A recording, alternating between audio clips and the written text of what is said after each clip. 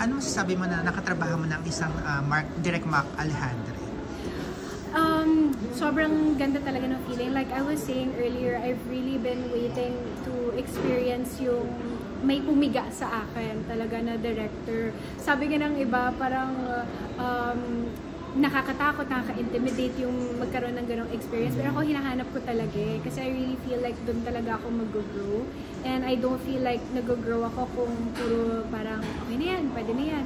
I just really appreciate na Direk Mac saw something more in us. Kasi kung hindi naman niya nakikita, hindi naman na siguro ihihingi, diba? So, maganda yung feeling, all positive, wala akong any negative na experience sa set namin, and I'm excited and I'm looking forward to the time na maka-work ko siya ulit. Paano ka naman humuhugot kay Diego Loizaga as an co-actor? Magaling si Diego as an actor, and hindi niya talaga ako binigo din during those times na we needed to connect and we needed to yung kailangan namin humugot from each other. Malaking bagay talaga na mahusay na artista si Diego. And malaking bagay din naman na close kami. So, yung mga love scenes lang naman yung mahirap kasi physical eh.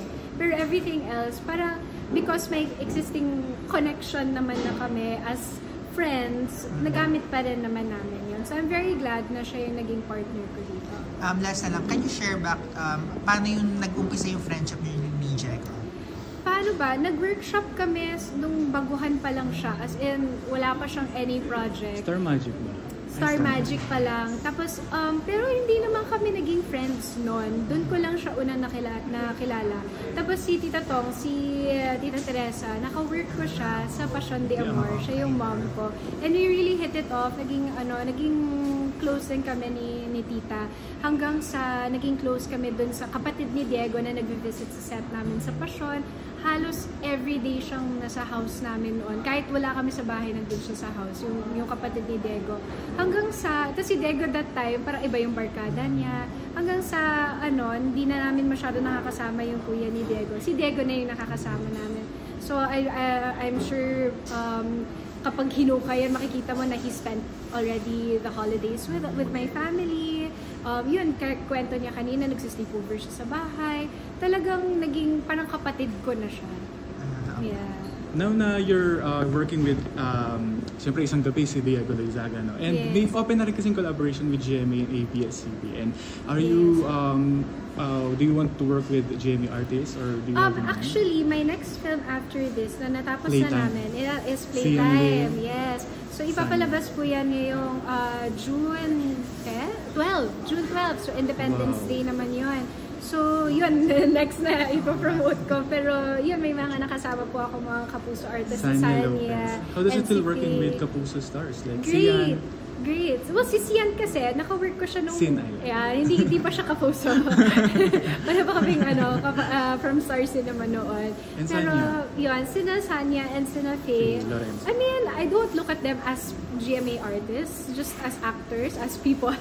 So, masaya yung experience ko with them. Nandun yung good work ethic, nandun yung napaka-professional at mahuhusay. Pareho silang mahuhusay. How about Kim Pao na very trending sila ngayon? Kim Chiu and Paolo. So, You work with Kim Chiu, di ba? Sa Ikaw Lang Ibigin. I And worked Paolo with naman, Kim. Once Upon a Time Before. Oh my gosh! I'm surprised you know that. And of course, ngayon may elevator ngayon si Paolo na parang very viva.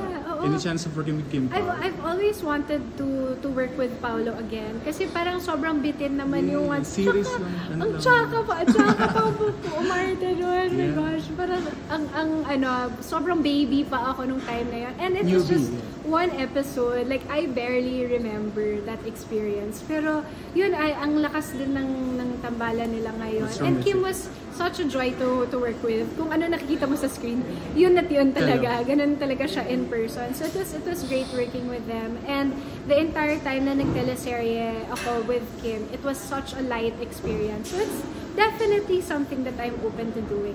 Anong genre, if ever? Parang, I'm so open to exploring like almost every genre talaga. So, kahit ano pa yan. Thank you. Please invite na lang everyone to please watch Isang Gabi. Ayun po, sana po panoorin nyo ang Isang Gabi. Showing na po only in cinemas this May 15. Thank you! Thank you. Thank you! Picture?